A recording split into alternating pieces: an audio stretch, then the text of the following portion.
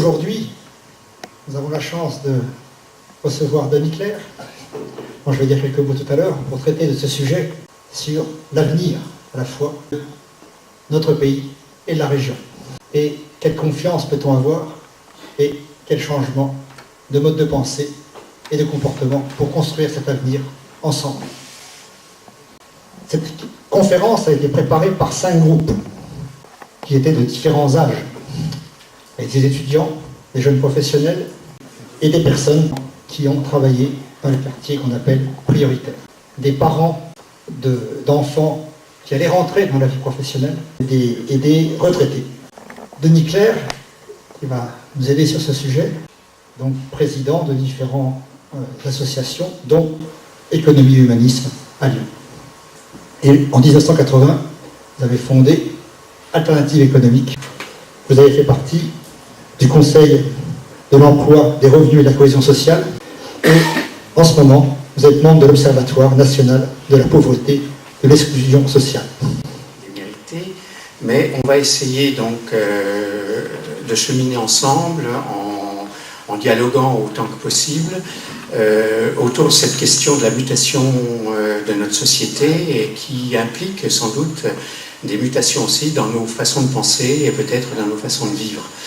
Je vais prendre trois points de vue, trois problèmes qui me semblent être aujourd'hui des problèmes qui, à un degré ou un autre, sont susceptibles justement de nous amener à modifier nos comportements, nos façons de penser et du coup de nos sociétés. Il s'agit d'une part de l'emploi et de la question du chômage, d'autre part de l'Europe, mais du rôle que l'Europe peut jouer ou ne pas jouer dans la transformation de nos sociétés. Et le dernier défi qui est sans doute le plus considérable, même s'il n'est pas immédiat, c'est la question climatique et du changement climatique. Tu veux que je le tienne ?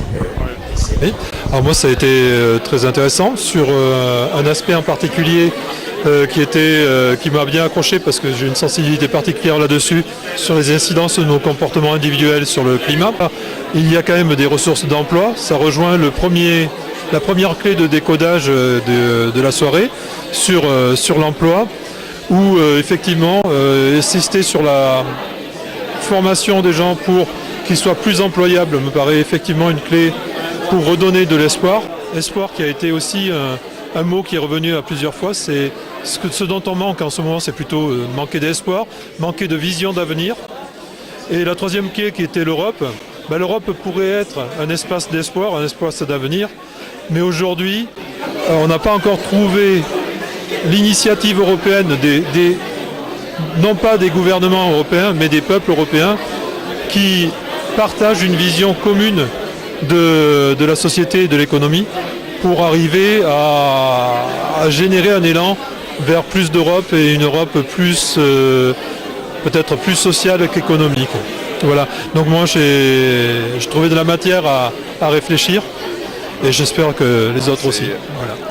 Très très intéressant sur l'emploi, parce qu'on voit qu'il y a un rapport fort éducation-emploi.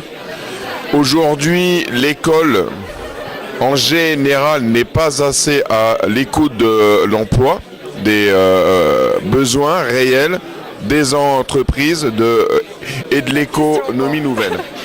Non, moi ce que je voulais dire, c'est ce que je retiens de cette conférence, c'est vraiment le côté raisonnons ensemble, raisonnons collectivement, pensons société et pas individu. Pour construire quelque chose ensemble, on a parlé d'Europe par exemple. J'ai retenu aussi par rapport à mes enfants qu'on veut toujours le meilleur pour ses enfants, mais que si il faut en fait que la réussite elle soit pour tous les enfants, pour que nos enfants réussissent.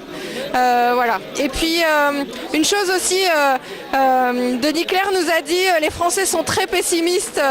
Je pense qu'il faut effectivement, mais il faut aussi peut-être avoir de l'espérance et avoir de l'optimisme. Et qu'en tant que chrétien, c'est à nous aussi de montrer qu'il y a des solutions et que c'est possible, à la fois par en haut, mais aussi par en bas, par des comportements individuels, les comportements de chacun. Voilà.